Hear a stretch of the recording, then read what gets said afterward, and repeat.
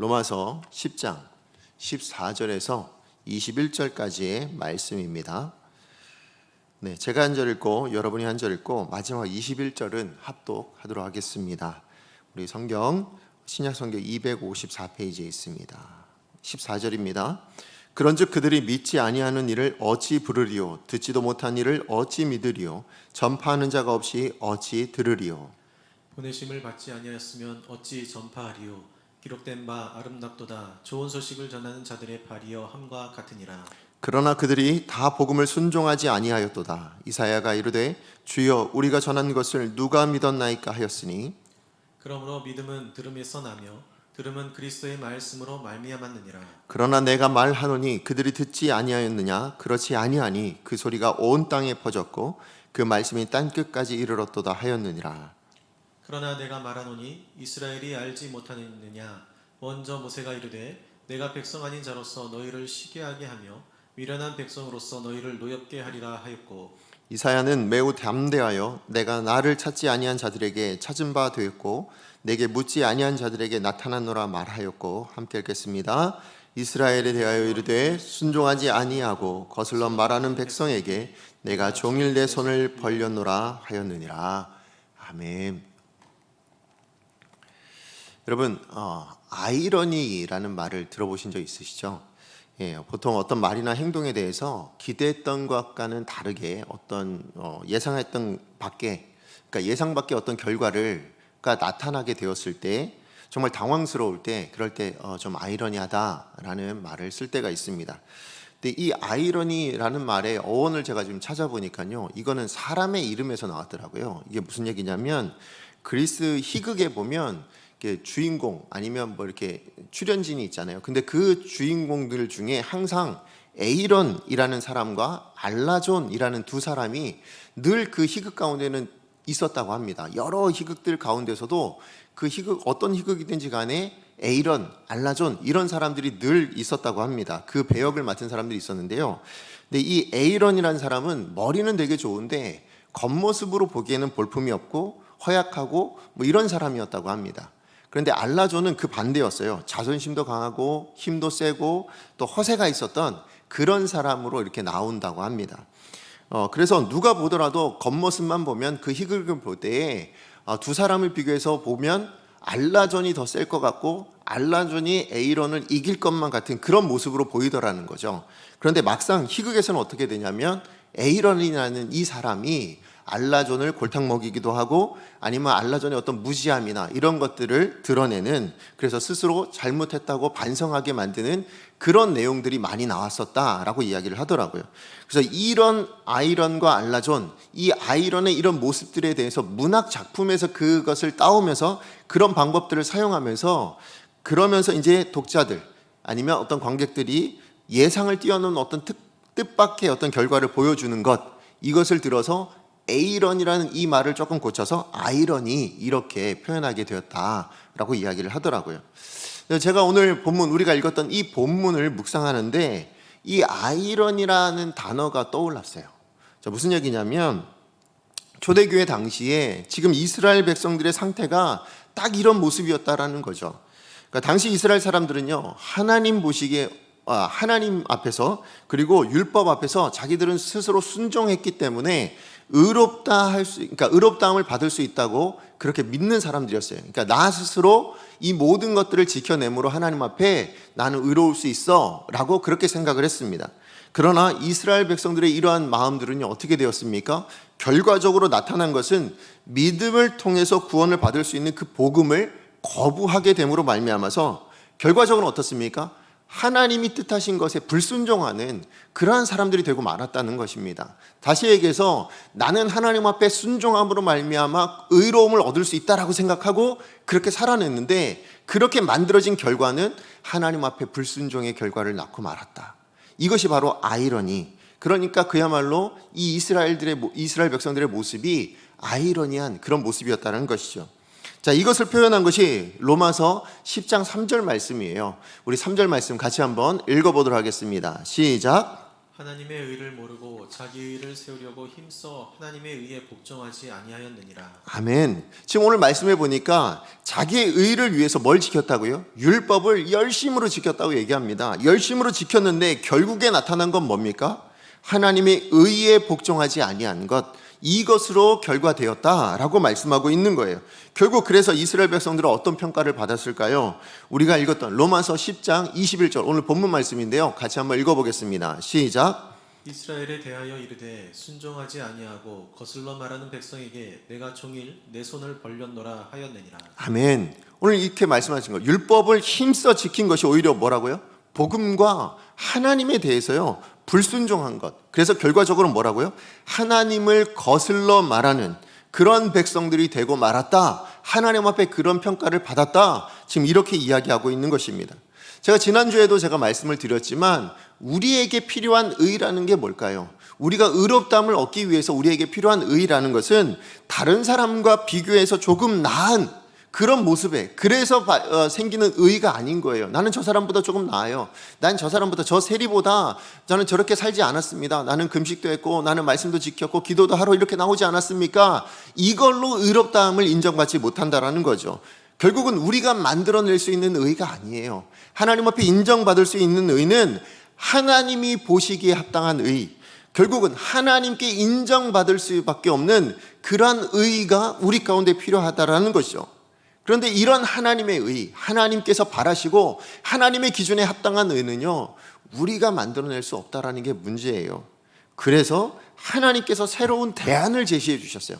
이 율법은 다 지켜낼 수 있는 실력도 없고 능력도 없으니까 너희에게 새로운 대안을 내가 줄게 라고 주신 게 뭡니까? 그게 믿음으로 말미암는 의라는 것입니다. 믿음으로 말미암아 의를 얻을 수 있도록 하나님께서 그렇게 만들어 주셨다는 거예요.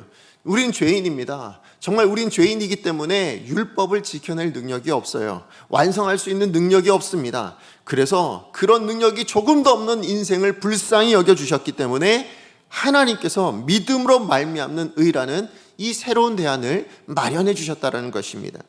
자, 그렇다면 하나님께 의롭다함을 인정받을 수 있는 그 믿음으로 말미암는 의, 그 믿음의 내용이 뭘까요? 그게 로마서 10장 9절 말씀이었거든요. 우리 같이 한번 읽어보겠습니다. 시작. 내가 만일 내 입으로 예수를 주로 시인하며 또 하나님께서 그를 죽은 자 가운데서 살리신 것을 내 마음에 믿으면 구원을 받으리라. 아멘. 우리가 너무나도 잘 알고 있는 말씀입니다. 그래요. 그런데 이 말씀의 핵심은 뭡니까? 예수님께서 죽으셨고 부활하셨다. 이게 우리가 믿는 믿음의 내용이다라는 것이죠. 예수님만이 구주이십니다. 예수님만이 우리와 하나님과의 관계를 회복시켜 주실 수 있는 분이시다. 그것을 믿는 것, 그것을 우리 마음으로 받아들이는 것, 그게 바로 믿음이라고 이야기를 하고 있는 것이죠. 결국은 하나님께서요, 우리가 뭔가 엄청난 걸 해서 하나님 앞에 인정받기를 원하신 것이 아니라 아무것도 할 수 없는 우리임을 아시기 때문에 그저 예수님으로 말미암아 이뤄놓으신 그 복음의 내용을 마음으로 믿고 입으로 시인할 수만 있다면 너희는 구원받아 라고 그렇게 하나님께서 결정해 놓으셨다는 것입니다. 자, 그래서 누구든지 이제는 고백하기만 하면 됩니다. 그래서 로마서 10장 13절 말씀, 너무나도 익숙한 말씀이에요. 같이 한번 읽어보겠습니다. 시작. 누구든지 주의 이름을 부르는 자는 구원을 받으리라. 아멘. 여러분 믿으십니까? 누구든지 주의 이름을 부르는 자는 무엇을요? 구원을 받을 수 있다고 그렇게 말씀해 주고 있는 것입니다. 그러나 이스라엘 백성들은 어땠다고요? 자기가 의롭게 행동할 수만 있으면, 그렇게 행하면 하나님 앞에 인정받을 수 있다라고 생각했기 때문에 무엇입니까? 예수님으로 말미암아, 그 예수님을 믿음으로 말미암아 얻을 수 있는 이 의를 거절했다. 그 일을 거부했다. 그렇게 오늘 사도 바울은 본문 말씀을 통해서도 이야기해 주고 있습니다. 로마서 10장 16절에서 17절입니다. 우리 같이 한번 읽어보겠습니다. 시작. 그러나 그들이 다 복음을 순종하지 아니하였도다. 이사야가 이르되 주여 우리가 전한 것을 누가 믿었나이까 하였으니 그러므로 믿음은 들음에서 나며 들음은 그리스도의 말씀으로 말미암았느니라. 아멘. 지금 이스라엘 백성들에게 믿음이 없는 이유가 뭡니까? 그리스도의 말씀을 거부했기 때문이에요.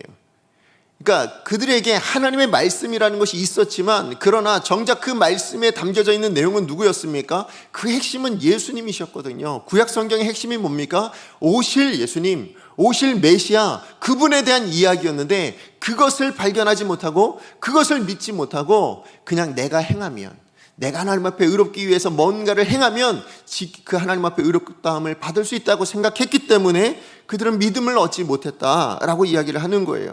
그러니까 이스라엘 백성들은 하나님을 믿었죠. 율법도 가지고 있었습니다. 그러나 정작 선지자들 통해서, 하나님의 사람들을 통해서 전하여진 그 복음의 말씀, 그리스도의 말씀은 믿지 못하게 되었다. 그렇게 지금 말씀하고 있는 거예요.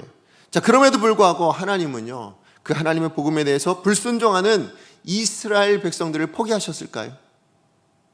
우리가 이에 대해서 자세한 내용은요, 우리 11장에, 우리 다음 주에부터 좀 살펴보겠지만, 그러나 오늘 본문 21절 말씀을 통해서도 그 힌트를 좀 얻을 수 있어요. 하나님은 결코 포기하지 않았다는. 자, 로마서 10장 21절 우리 다시 한 번만 좀 읽어보겠습니다. 시작. 이스라엘에 대하여 이르되 순종하지 아니하고 거슬러 말하는 백성에게 내가 종일 내 손을 벌렸노라 하였느니라. 아멘. 오늘 이스라엘 백성들은 어떤 백성이라고요? 순종하지 않은 백성, 하나님께 대하여 거슬러 말하는, 하나님께 반역하고 있는 그런 백성들이었지만, 그러나 여전히 하나님은 지금 뭘 하고 계시다고요? 그 손을 내밀고 계시다. 하나님은 그들을 포기하지 않았다. 이스라엘 백성들을 결코 포기하지 않는다. 하나님께서 한번 택한 백성은 절대로 포기하시는 분이 아니시다. 그렇게 지금 이야기를 하고 있는 것입니다. 그럼에도 불구하고, 그래서 하나님께서요, 구약시대의 그 모든 세월 동안, 아니 지금도 하나님은 이스라엘 백성들을 포기하지 않으셨습니다. 그럼에도 불구하고 이스라엘 백성들은 어떨까요? 여전히 순종하지 못하고 있습니다. 이스라엘 백성들은 하나님의 뜻을 여전히 거슬러 말하는, 그래서 하나님이 내미시는 그 손길을 거절하는 삶을 살아가고 있습니다. 그래서 하나님이 하신 일이 뭘까요? 그래서 하나님이 하신 일은 하나님을 알지도 못하는 그런 미련한 백성, 하나님을 찾지도 않았던, 그래서 하나님께 묻지도 않았던 그 이방인들을 향해서 그들에게 나타나셨다라고 이야기하는 겁니다. 그리고 이방인들은 그 이스라엘 백성들보다 그 하나님의 말씀, 그 그리스도의 말씀을 더 잘 용납한 거예요. 그것을 더 잘 받아들인 거예요. 그래서 어떻게 됐다고요? 순종하여 하나님의 백성이 되었다. 그러니까 이스라엘 백성들은 실패해서 거기서 하나님의 이 구원도 실패한 것이 아니라 그것이 이스라엘을 뛰어넘게 되었고, 그래서 이방인들, 이젠 하나님 알지 못했던 그들에게 복음이 증거되어지는 역사가 일어나게 되었다. 그렇게 지금 말씀하고 있는 것입니다. 그래서 결국은 이스라엘 백성들이 하나님의 말씀을 맡았고, 처음 그 하나님을 아는 사람들이었음에도 불구하고 그들은 구원받지 못했으나 그 일로 말미암아 이스라엘 백성이 아닌 이방인들이 구원받고 있는 이 아이러니한 상황. 자, 그렇다면 그 책임은 누구한테 있을까요? 자, 지금 이스라엘 백성들이 본인들이 원했던 의로움은 얻지 못하고 오히려 그들이 무시했던 이방인들이 의로움을 얻고 있는 이 상황에 대해서 그 책임은 누구에게 있을까요? 그것은 하나님께 있지 않다라는 거예요. 하나님 이스라엘을 포기하셨나요? 그렇지 않죠. 하나님께 이스라엘 백성들에게 복음을 전파하지 않으셨습니까? 그렇지도 않습니다. 복음의 말씀이 그들에게 없었습니까? 그렇지도 않아요. 요나가 니느웨를 향해서 너희들 회개하라 라고 이야기할 때 3일 길을 걸어야 되는 걸 반나절 만에 해결했거든요. 마치 그런 것처럼 이스라엘 백성들에게도 복음이 그렇게 전파되었습니까? 그렇지도 않습니다. 여러분, 이스라엘 백성들에게 복음은 어떻게 전파되었습니까? 예수님이 직접 그들에게 찾아오셨거든요. 예수님이 이스라엘 안에서 태어나셨습니다. 이스라엘 백성들에게 직접 말씀하셨습니다. 그리고 이스라엘 백성들 모두가 보는 앞에서 십자가에 달려 죽으심으로 그 복음을 완성하셨습니다. 그러므로요, 이스라엘 백성들이 예수님을 거부하고 구원받지 못한 건 전적으로 누구의 책임을 할 수 있는 거예요? 이스라엘 백성 스스로 본인들의 책임이라고 그렇게 이해할 수 있는 겁니다. 자, 그러므로 이러한 이스라엘 백성들의 이 아이러니한 이 삶의 모습을 통해서 우리도 우리 자신을 돌아볼 수 있어야 됩니다. 우리도 하나님 믿죠. 우리도 말씀을 가지고 있습니다. 우리도 신앙생활 하나님의 백성이라고 생각을 하고 있습니다. 그러나 우리의 삶의 결과를 가지고도 하나님 앞에서, 많은 세상 사람들 앞에서 아이러니한 결과를 만들어낼 수도 있는, 아이러니한 삶의 모습들을 나타낼 수 있는 것이 우리도 될 수 있다는 것을 우리는 두려워할 수 있어야 된다는 거예요.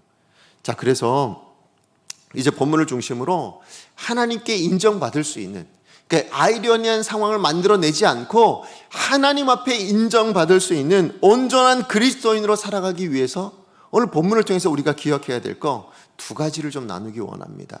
자, 그 두 가지 내용을 통해서 오늘 나는 과연 하나님께 인정받을 만한, 아니 하나님이 인정하시는 그런 성도인가를 면밀히 살펴보고 점검해 볼 수 있었으면 좋겠습니다. 자, 하나님께 인정받는 온전한 성도가 되기 위해서 기억해야 될 첫 번째는 뭘까요? 자, 그것은 그리스도의 말씀을 어떻게 대했는가에 대한 책임이 바로 나에게 있다는 거예요. 아까 제가 말씀드렸듯이 그 책임은 누가 져야 됩니까? 내가 져야 된다는 걸 우린 기억하고 살아야 됩니다. 우리 17절 말씀 같이 한번 읽어보겠습니다. 시작. 그러므로 믿음은 들음에서 나며 들음은 그리스도의 그리스도의 말씀으로 말씀으로 말미암았느니라. 말미암았느니라. 아멘. 자, 구원을 주시는 이 믿음은요, 그리스도의 말씀을 들음에서 말미암는다고. 자, 말씀을 들어야 구원받을 수 있다고 그렇게 이야기하고 있습니다. 결국 이 말씀은 어떤 뜻입니까? 그리스도의 말씀에 대한, 그 그리스도에 대한 말씀을 내가 어떻게 대했는가, 내가 그 말씀을 들었을 때 내가 어떻게 반응했는가에 대한 결과를 누가 짊어진다고요? 내가 짊어지게 되어 있다. 그 들은 사람이 짊어지게 되어 있다. 지금 그 이야기를 하고 있는 것입니다. 자, 그리스도의 말씀을 듣고 믿으면 어떻게 되는 거예요? 구원받을 수 있습니다. 누구라도, 누구든지 구원받을 수 있습니다. 하나님의 은혜 중에 살아갈 수 있습니다. 그러나 그리스도의 말씀을 듣고도 외면하면 어떻게 될까요? 만약에 그 말씀을 듣고도 순종하지 않게 되어진다면 어떻게 될까요? 하나님을 알아도요, 예배를 드려도요, 이스라엘 백성들과 같은 처지, 구원받지 못하고 마는 그런 결과를 짊어질 수도 있다. 지금 그렇게 이야기를 하고 있는 것입니다. 여러분, 초대교회 시대에도요, 이스라엘 백성들은 스스로 뭐라고 생각했습니까? 하나님 믿는 백성이라고 생각했어요. 나는 하나님의 자녀입니다. 하나님의 택한 백성입니다. 이렇게 생각을 했어요. 그래서 뭐라고요? 나는 저 이방인들과는 구별되어 살아가는 구별된 사람들입니다. 라는 자부심이 대단했던 사람들이었습니다. 하지만 그들의 실상은 어땠습니까? 하나님 앞에서 그들의 모습은 어땠냐고요? 오늘 말씀에 보니까 믿음이 없어서, 하나님을 안다고 생각했지만 그 하나님에 대한 믿음이 없어서, 말씀에 대한 믿음이 없어서 구원받지 못하는 사람들, 하나님을 거슬러 말하고 있는 그러한 사람들이었다고 말씀하고 있는 거예요. 자, 이러한 이스라엘 백성들의 모습을 보면서 제가 문득 떠오른 게 누구였냐면 요한계시록에 나오는 사대교회였습니다. 여러분, 우리 사대교회에 대한 이야기, 요한계시록 3장 1절 말씀인데요, 같이 한번 읽어보겠습니다. 시작. 사대교회의 사자에게 편지하라. 하나님의 일곱 영과 일곱 뼈를 가지신 이가 이르시되 내가 내 행위를 아노니 내가 살았다 하는 이름은 가졌으나 죽은 자로다. 아멘. 오늘 여기 굉장히 무서운 말이 나옵니다. 어떤 말씀이요? 내가 살았다 하는 이름을 가졌으나 죽은 자로다. 오늘 우리는 살아있는 하나님의 자녀, 살아있는 하나님의 백성이라는 이름을 가졌으나 죽은 자로다. 예수님 우리를 보고 이렇게 말씀하시면 여러분 어떤 마음이 드실까요? 지금 이스라엘 백성들을 향해서 그렇게 지금 말씀하고 있는 거예요. 너희들 살아있는 백성, 너희들 하나님께 택함받아서 구원받은 우리는 천국 백성이라고 생각하고 있겠지만 그러나 너희는 죽은 자야. 지금 이렇게 말씀하고 있다는 것입니다. 자, 한 교회에 대한 평가를 만약에 이러한 평가를요 제가 했다면 어떻게 될까요? 에이, 교회에 대해서 얼마나 아신다고 지금 그렇게 말씀하시는 겁니까? 제대로 말씀하시는 겁니까? 알고나 그렇게 얘기하는 겁니까? 이렇게 말할 수 있죠, 그죠? 어떤 사람들이 그랬다면 우린 분명히 그럴 수 있을 겁니다. 그러나 이 평가는 누가 하신 거예요? 예수님이 지금 사대교회를 향해서 그렇게 말씀하고 있는 거예요. 살았다는 이름을 가졌으나 죽은 자, 죽은 교회. 사람들 보기에는 살아있는 것 같고 뭔가 대단한 것 같고 뭔가 커다랗고 평판도 너무너무 좋은 그런 교회일 수 있어요. 그런 성도일 수 있습니다. 그런 장로님, 그런 권사님, 아니 심지어 그런 목사일 수도 있어요. 그런데요, 하나님 보시기에는 전혀 그렇지 못하고 오히려 죽은 자라고 그렇게 평가받을 수도 있다. 지금 그렇게 얘기하는 거죠. 자, 무엇이 이런 결과를 낳았을까요? 자, 오늘 사대교회는 무엇 때문에 이런 결과를, 이렇게 평가를 받고 있느냐는 거예요. 자, 그것을 보니까 오늘 뭐라고요? 사대교회가 오늘 말씀해 보니까 내가 내 행위를 아노니. 지금 예수님께서 말씀하신 겁니다. 사대교회를 향해서 내가 내 행위를 알고 있다. 지금 그렇게 이야기를 하고 있는 거예요. 다시 얘기해서 무슨 얘기입니까? 사대교회가 하나님의 말씀을 듣고도 그가 행했던 행동들, 그가 살아왔던 삶들을 누가 다 아신다고요? 하나님이 다 아신다. 우리 주님은 다 아신다고. 그 삶 때문에 너희가 말씀을 듣고도 그 말씀대로 살아내지 못했던 그 행위를 내가 알아서 그 행위에 대한 결과로 너희는 죽을 수밖에 없다고 그렇게 이야기하는 것입니다. 여러분, 사대교회에 말씀이 없었다고요? 아니라고요. 말씀이 있었어요. 말씀을 전하는 목자가 있었습니다. 그러나 그 말씀을 듣고 어떻게 해요? 행하는 그 사람들이요, 그 성도님들이요, 그 사대교회의 성도님들은 그 말씀대로 살지 않았다고요. 하나님의 뜻을 따라 살지 않았다고요. 그러다 보니 그 행위가 하나님 앞에 인정받지 못하고 오히려 죽은 자와 다름없는 삶, 세상 사람들과 똑같은 삶을 너희들 살고 있는 거 아니냐. 그렇다면 그 결과는 뭐냐? 죽을 수밖에 없지 않겠느냐, 이렇게 말씀한다는 겁니다. 그래서 예수님께서요, 사대교회에게 회개하라고 그렇게 명령하셨어요. 요한계시록 3장 3절, 우리 상반절 말씀 한번 읽어보겠습니다. 시작. 그러므로 내가 어떻게 받았으며 어떻게 들었는지 생각하고 지켜 회개하라. 아멘. 오늘 분명히 회개하라고 지금 예수님께서 말씀하십니다. 자, 그런데요, 이 회개하는 방법이 뭐예요? 자, 사대교회에게 어떻게 회개하라고 지금 말씀하고 있습니까? 자, 그 말씀을 보니까 뭐라고요? 하나님의 말씀을 내가 어떻게 받았으면, 받았다는 얘기예요. 분명히 들려집니다. 언제라도 들려질 거예요. 아니, 요즘은 우리가 말씀을 읽고 우리 스스로 묵상함을 통해서도 하나님 말씀하실 겁니다. 설교자의 말씀을 통해서만이 아니라 어느 루트를 통해서든 하나님 분명히 말씀하십니다. 그 말씀을 너희들이 들었다면 뭐라고요? 그 받은 그 말씀을 생각하고 지켜서, 생각하고 그것을 지켜내는 것, 그게 뭐라고요? 회개라고 말씀하시는 거예요. 그냥 하나님 제가 잘못했어요, 하나님 제가 정말 이렇게 이전까지 이런 삶을 살아서 하나님 너무 잘못했습니다, 이 말이 회개가 아니라고요. 어떻게 해요? 그 말씀을 다시 한번 생각하고 이제는 어떻게 하는 것이요? 돌이켜서 지키는 것, 돌이켜서 이전과는 다른 새로운 삶을 살아가는 것, 그것이 회개라고 말씀하고 있는 것입니다. 자, 오늘 예수님께서 우리 강성교회를 통해서는, 우리 여러분을 향해서는 뭐라고 말씀하실까요? 여러분, 우리가 사대교회와 같이 너는 살아있는 자라, 너는 하나님의 자녀라, 너는 목사라, 너는 장로라, 너는 권사라, 집사라, 그렇게 말하지만 그러나 죽은 자다, 이렇게 말씀하시진 않을까? 우리 스스로 한번 점검해 볼 수 있어야 합니다. 여러분, 수없이 말씀을 많이 읽지요, 많이 듣습니다.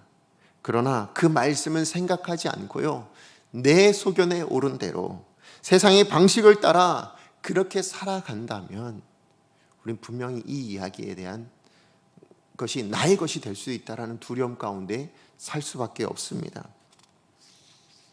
그러므로 그리스도의 말씀을 듣고도 외면해서, 그래서 그에 대한 합당한 책임을 져야 한다면, 그게 우리가 될 수도 있다라는 것을 여러분 기억하신다면, 그렇다면 우리는 반대로도 생각할 수 있는 거예요. 뭐라고 생각할 수 있어요? 그 말씀을 지키지 않아서 그에 대한 책망을 듣는 것이 하나님의 뜻이었다면, 반대로요, 우리가 그 하나님의 말씀을 듣고도 그것을 믿는 삶을 살아간다면 어떻게 될까요? 구원을 누리는 인생 되겠죠. 그죠? 분명히 구원해 주신다고 말씀하셨으니까. 그러나 그것이 끝일까요? 우리가 천국 가서 구원받는 것으로 하나님께서 너 만족해라, 그렇게 말씀하실까요? 그러지 않을 겁니다. 분명히 이 땅에서요, 우리가 살아내는 우리의 삶의 모든 터전에서도 뭐가 되실까요? 하나님이 행하시는 능력, 하나님의 은혜 풍성하게 누리지 않겠습니까? 하나님께서 목자가 되셔서 우리와 동행하여 주시는 복된 인생, 정말 축복받는 그런 인생이 되게 해주실 줄로 믿습니다. 여러분, 신명기 30장 15절 16절 말씀에 이런 말씀이 있습니다. 우리 같이 한번 읽어보겠습니다. 시작. 보내 내가 오늘 생명과 복과 사망과 화를 내 앞에 두었나니 곧 내가 오늘 내게 명령하여 내 하나님 여호와를 사랑하고 그 모든 길로 향하며 그의 명령과 규례와 법도를 지키라 하는 것이라. 그리하면 내가 생존하며 번성할 것이요 또 내 하나님 여호와께서 내가 가서 차지할 땅에서 내게 복을 주실 것입니다. 아멘. 야, 이것은 이스라엘 백성들, 출애굽한 이스라엘 백성들에게 주신, 이제 가나안 땅을 앞두고 있는 그 이스라엘 백성들을 향하여 모세를 통해서 주신 하나님의 말씀입니다. 자, 그런데 모세가 이 말씀을 통해서 가르쳐 주고자 한 것이 무엇입니까? 하나님의 뜻을 따라 사는 것이 뭐라고요? 생명과 복이라고 이야기하는 거예요. 반대로 하나님 말씀을, 그 뜻을 따라 살지 않는 건 뭐라고요? 사망과 화가 될 것이다. 이게 지금 모세가 하고 싶은 이야기인 거예요. 생명과 복을 택하는 것이 뭐라고요? 하나님께 구원받은 하나님의 자녀만 누릴 수 있는 거야 라고 지금 얘기하는 겁니다. 그건 특권이야 이렇게 얘기하는 거예요. 진짜 특권입니다. 왜요? 이 생명과 복을 선택하는 건요, 세상 사람들은 할 수가 없거든요. 왜? 모르니까. 하나님을 모르니까, 말씀을 모르니까 그들은 선택할래 할 수도 없는 사람들이에요. 그러나 우리는 할 수 있다고요. 생명과 복을 선택하든 사망과 화를 선택하든 이 둘 중에 하나를 선택할 수 있는 사람들이 누구라고요? 구원받은 사람들만, 하나님께 택함 받은 사람들만 할 수 있는 일이라는 거예요. 그래서 뭐 하라고요? 그 특권을 누리고 살아가라고. 모세가 지금 이야기하고 있는 게 이거예요. 오늘날 우리 시대에 모세가 나타난다면 뭐라고 할까요? 똑같은 이야기 하지 않을까요? 야, 너희들에게 생명과 복을 선택할 수도 있고 사망과 화를 선택할 수도 있는데 너희들 뭐 선택하고 살아가고 있니? 생명과 복을 선택해야 되지 않겠니? 하나님께서 너에게 주신 그 특권을 누려야 되지 않겠니? 이렇게 말씀하시지 않겠냐는 거죠. 예, 맞습니다. 우리는 그 특권을 가진 사람들이에요. 그 특권을 누리는 사람들이에요. 하나님께서 왜 우리를 택하셨고 왜 하나님께서 구원해 주셨는지 여러분 이제 아시겠습니까? 하나님께서 구원해 주신 이유가 뭐라고요?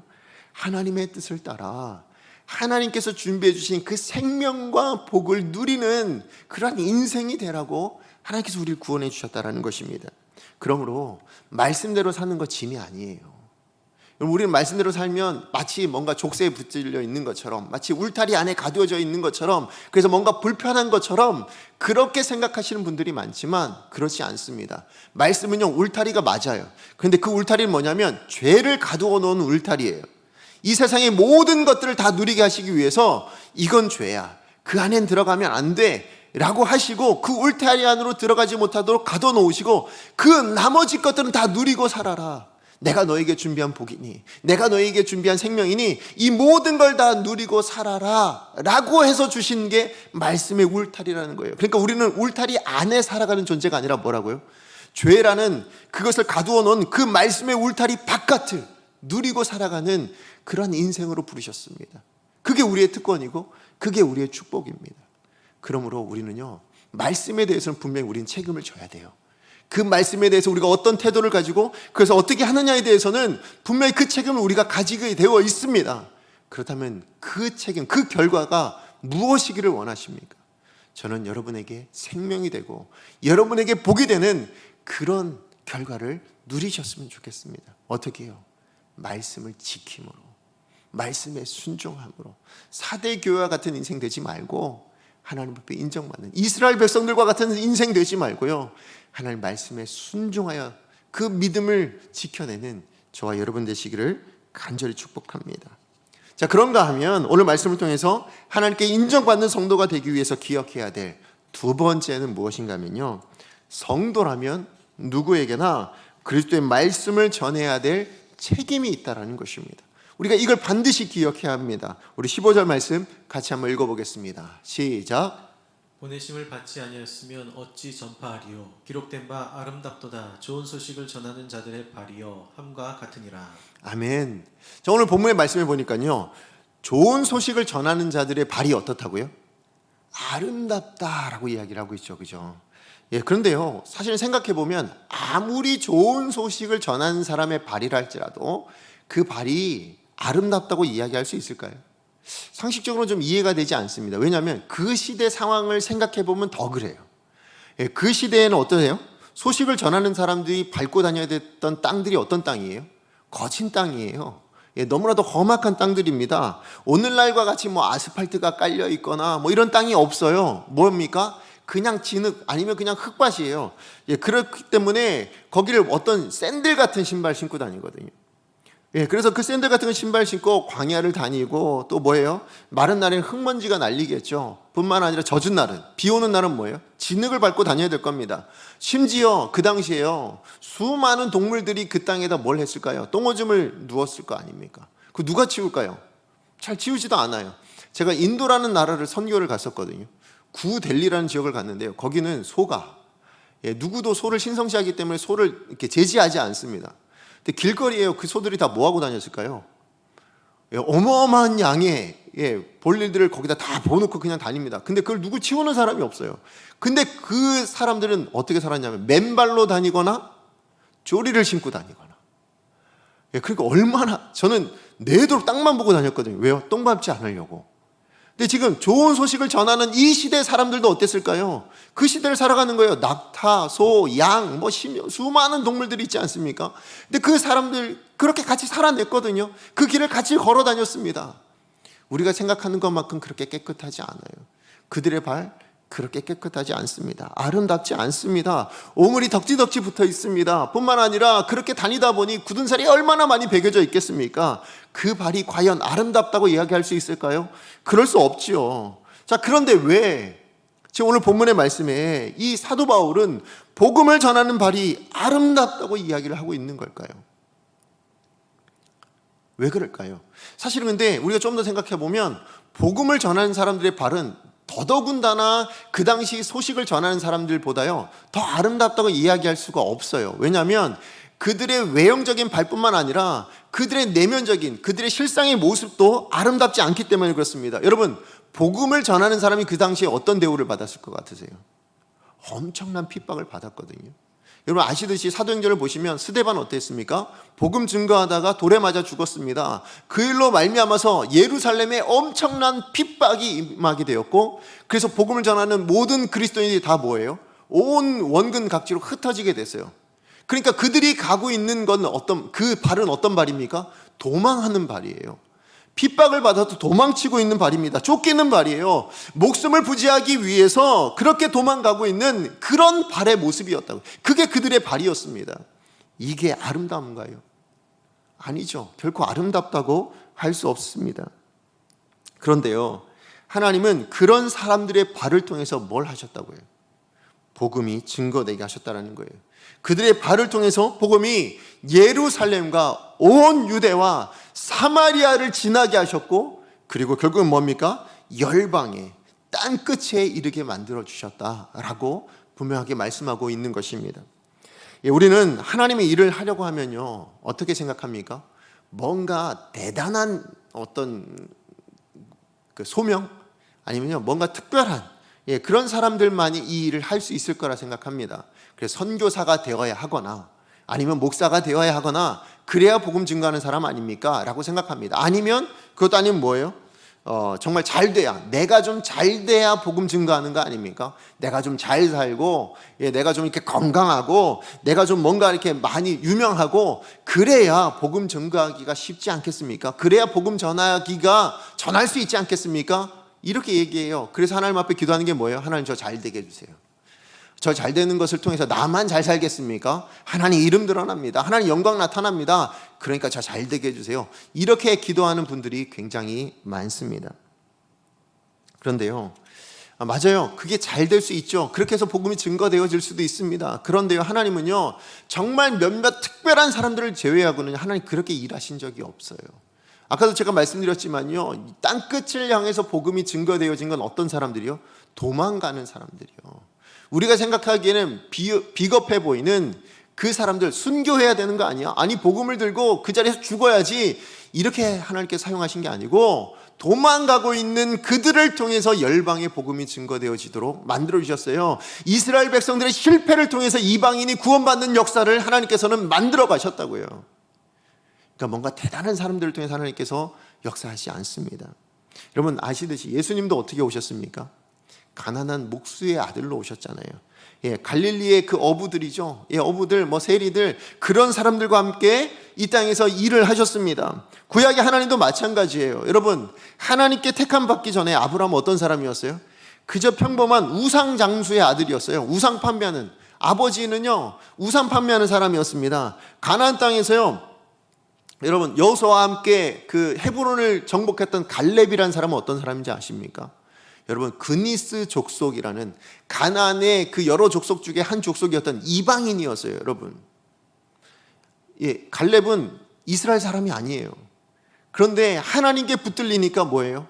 이스라엘 백성들과 함께 가나안을 정복하고 있고 헤브론의 땅을 가지게 되는 그런 은혜를 받게 되었다고요. 여러분, 사사 기드온은 어떤 사람입니까? 미디온에게 그가 추수했던 밀을 빼앗기지 않기 위해서 포도주 그 하는 그 틀에서 이렇게 숨어서 밀타작했던 겁쟁이였어요. 정말 큰 사사, 큰 용사라 하나님께서 말씀하시지만 정작 그의 모습은 겁쟁이였다고요. 사사 드보라는 뭡니까? 여자였잖아요. 그 당시 여자는 어때요? 사람들에게, 남자들에게 인정받지 못하는, 사람을 계수할 때 그 수에도 들어가지 않는 그런 사람이었다고요. 그런데 하나님께서는 그 여자 드보라를 사용하셔서 사사로 사용하셨습니다. 이스라엘 백성들을 구원하는 데 사용하셨습니다. 다윗은 어떤 사람입니까? 우린 잘 알지만요, 자기의 신하를 죽이고 그의 아내를 빼앗는 파렴치한 범죄자였습니다. 여러분, 엘리사는 소모는 농부였어요. 아모스는요, 목동이었습니다. 자, 이처럼 하나님은요, 이 땅에 뭔가 대단한 사람, 특별한 사람, 그런 사람들을 사용하지 않으셨습니다. 하나님은 이 땅에 평범한 사람, 그냥 일상을 살아내고 있는 어떤 사람들, 그 사람들을 통해서 하나님의 역사를 만들어가고 하나님의 말씀을 전하고, 뿐만 아니라 하나님의 이 말씀, 이 성경의 한 페이지를 장식하도록 만들어주셨다고 지금 그렇게 이야기하고 있습니다. 그래요, 우리도 마찬가지입니다. 우리도 뭔가 특별해야, 아니면 내가 뭔가 소명을 받아야, 아니요, 그렇지 않습니다. 이미 우리는 하나님 앞에 부르심을 받은 사람이고 택하심을 받은 사람입니다.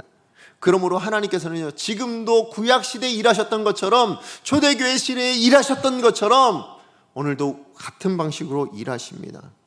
하나님은요, 지금도 누구든지 주의 이름을 부르면 구원을 받게 하시기 위해서, 그 구원을 얻게 하시기 위해서 누구든지 부르시는 거예요.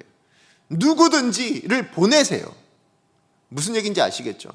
누구든지 구원받아야 하기 때문에 이 세상의 모든 사람들을 향해서 가야 되는데, 특별한 사람만 간다면 다 가지 못할 거 아니에요. 그러니까 뭐라고요? 이 땅에 특별하지 않은 누구든지 다 불러 모으셔서 뭐 하요? 그 누구든지를 다 보내고 계신다고요.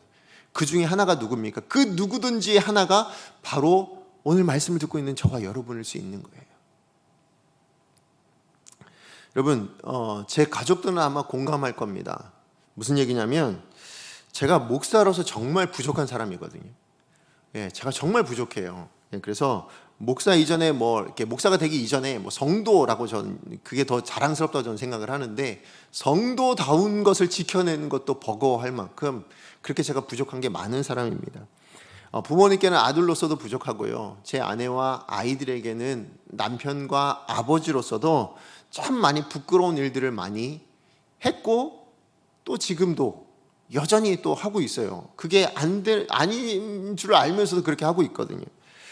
예, 하나님, 그런데요, 하나님은 그런 저를 통해서 지금 뭐 하고 계신 거예요? 여러분에게 말씀을 증거하는 자로, 정말 저처럼, 제가 제 자신을 돌아보면 저처럼 부끄럽고 저처럼 연약하고 저처럼 별 볼 일 없는 사람을 통해서 여러분을 향해서 복음을 증거하는 사람으로 부르셨다고요. 아시겠죠? 누구든지 불러서, 저 같은 사람도 그 누구든지 중에 하나였는데 저 같은 사람도 불러서 뭘 하신다고요? 하나님의 역사를 역사에 쓰임받게 하시기 위해서 말씀 전하는 자로 이렇게 부르셨다라는 것입니다.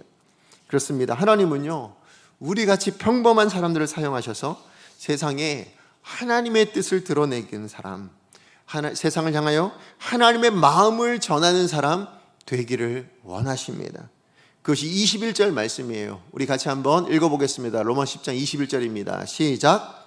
이스라엘에 대하여 이르되 순종하지 아니하고 거슬러 말하는 백성에게 내가 종일 내 손을 벌려놓으라 하였느니라. 아멘. 우리는요, 세상을 향해 내미신 하나님의 손인 거예요. 오늘 말씀에 나온 것처럼 내가 거슬러 말하는 이 세상의 백성들을 향해서 내가 종일 내 손을 벌렸다 얘기하고 있는데요, 그 손이 누구라고요? 우리라고 말씀하시는 거예요. 아니, 우리여야만 합니다. 복음은 누군가의 입술로 증거되지 않으면, 전파되지 않으면 그 복음은 전해질 수가 없어요. 믿어질 수가 없습니다. 그리스도의 말씀이 누군가의 삶으로 그 삶으로 드러나지 않는다면, 제가 이 말을 이런 말을 쓰기 좋아하거든요. 말씀이 삶으로 번역되지 않으면, 성경에 있는 이 말씀이 우리의 삶이라는 것으로 번역되지 않으면 증거가 되질 않아요. 그렇기 때문에 예수님께서는 제자들에게 이렇게 명령하시는 거예요. 뭐라고 명령하셨습니까? 마태복음 28장 19절입니다. 시작. 그러므로 너희는 가서 모든 민족을 제자로 삼아 아버지와 아들과 성령의 이름으로 세례를 베풀고, 뭐라고 하십니까? 그러므로 너희는 가서라고 말씀하시는 거예요. 요한복음 20장 21절입니다. 우리 또 한번 읽어보겠습니다. 시작. 예수께서 또 이르시되 너희에게 평강이 있을지어다. 아버지께서 나를 보내신 것 같이 나도 너희를 보내노라. 뭘로 보내고 계신 겁니까? 하나님의 손길로 보내는 거예요. 세상을 향해 내미시는 하나님의 손으로 우리를 보내고 계신 겁니다. 그래서 우리에게 뭐라고요? 가라고요. 가서 전하라고 그렇게 말씀하고 있는 것입니다. 예수님의 이 명령은요, 어떤 특별한 사람, 제자들만의 이야기가 아닙니다. 하나님의 사람들, 하나님의 자녀들, 바로 오늘 우리 모두에게 명령하고 있는 주님의 뜻이고 주님의 간절한 소원인 줄로 믿습니다. 그래서 오늘 여러분, 우리가 읽었던 로마서 10장 15절 말씀처럼요, 좋은 소식을 들고 세상을 향해 가야 되는 발, 그게 우리여야 합니다. 우리가 그 발이 될 수 있어야 합니다. 힘들 수 있습니다. 어려울 수 있습니다. 별로 잘난 것 없는 발일 수 있습니다. 정말 더럽고 추해 보이는 그런 발일 수도 있어요. 그러나 좋은 소식을 듣게 된다면, 좋은 소식을 들고 있다면 하나님께서 뭐라고 하신다고요? 그들은 아름답다라고 얘기하십니다. 뭐가 아름다운 거예요? 발이 아름다운 게 아니에요. 우리의 모습이 아름다운 게 아닙니다. 뭐가 아름답다고요? 우리가 들고 있는 그 소식이 아름다운 거예요. 그러니까 아름답다고 이야기하는 겁니다. 뿐만 아니라 21절 말씀처럼 세상을 향해서 하나님께 종일 벌린 손이 누구라고요? 우리여야 해요. 우리가 종일 뭘 해야 되는 거예요? 하나님 말씀 들고, 그 하나님께서 이렇게 손을 내미셨습니다 라고 세상을 향해서 말씀해 줄 수 있어야 돼요. 전해 줄 수 있어야 된다고요. 무엇을 통해서? 그리스도의 말씀을 통해서요. 그리스도에 대한 말씀, 그 복음을 통해서 그렇게 되어야 된다는 것입니다. 그게 나다, 이 인식이 저와 여러분에게 있어야 될 줄로 믿습니다. 그 발이, 그 손이 바로 나다, 하나님의 발, 하나님의 손, 그게 바로 나야 라는 그 인식을 가지고 하나님께서 보내신 자, 하나님께 보내심을 받은 자라는 자기 인식이 회복되어지는 저와 여러분 되어지기를 간절히 축복합니다. 말씀의 결론을 맺습니다. 이번 주는요, 민족 고유의 명절인 추석입니다. 코로나로 인해서 정말 힘든 때이죠. 그러다 보니까 가족, 친지들, 제가 바라기는 우리 만나게 된다면 그들을 위로하고 격려하고 사랑을 나눌 수 있는 너무나도 아름다운 기회가 될 수 있다라고 생각이 됩니다. 특별히 성도된 우리는요, 말씀을 따라 사는 것이 생명과 복이라는 것을 보여줄 수 있는 기회이기도 하고요. 또 무엇입니까? 그리스도의 말씀, 이 하나님의 말씀을 삶으로 번역해낼 수 있는 그러한 시간이 될 수도 있다고 생각합니다. 무엇보다 믿지 않는 가족 친지들에게 이 그리스도의 말씀, 이 복음을 전하는, 좋은 소식을 전하는 발, 하나님이 내미신 손이 되기를 바랍니다. 정말 그런 시간이 될 수 있다고 믿습니다. 그래서 하나님, 오늘 이 시간에 우리 기도할 때요, 그렇게 기도했으면 좋겠어요. 하나님, 제가 바로 그러한 손, 그러한 발이 되게 해주십시오. 하나님 말씀을 그들에게 증거할 수 있고, 믿지 않는 우리 가족들에게 복음을 증거할 수 있는 귀한 기회가 되게 해주십시오. 이번 한 주간 그렇게 살아낼 수 있는 나의 모습 되게 하여 주시옵소서.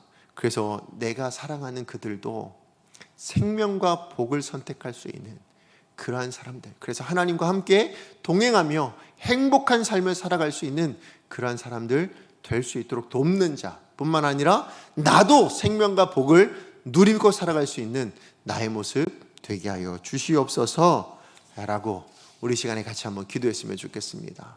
우리 시간 같이 기도하겠습니다. 오늘 주신 말씀 기억하면서, 하나님,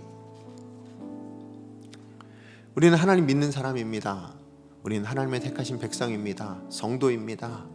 그런데 하나님이 보시기에 성도인지, 하나님이 보시기에 살아있다라고 인정받을 만한 그러한 사람인가를 우리가 돌이켜 볼 때에 그것은 그리스도에 대한 말씀, 하나님 우리 가운데 허락하신 그 말씀을 내가 어떻게 반응하느냐에 따라 다릅니다.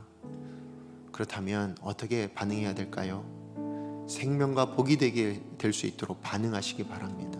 믿고 순종하는 겁니다. 그 말씀대로 살아내는 겁니다. 그리고 그 말씀을 내 것으로만 가질 것이 아니라 하나님 그 말씀을, 그 복음을 이제는 내가 사랑하는 사람들에게, 내가 알고 있는 그 사람들에게 증거할 수 있는, 그래서 좋은 소식을 들고 세상을 향해 나아가는 발, 좋은 소식을 들고 세상을 향해 내미는 하나님의 손 될 수 있는 나의 삶, 이번 한 주간 나의 모습 되게 하여 주시옵소서. 주여 은혜를 주옵소서. 한 번 주간 하나님 앞에 기도합니다. 주여 은혜를 주옵소서. 하나님 제가 주님 앞에 기도합니다. 그렇습니다. 하나님 우리 강속의 모든 성도님들의 삶이 어떠한 모습으로 어떠한 삶 가운데 살아야 할지에 대해서 말씀해 주셔서 감사를 드립니다. 하나님 우리 강속의 모든 성도님들 정말 주신 말씀 기억하고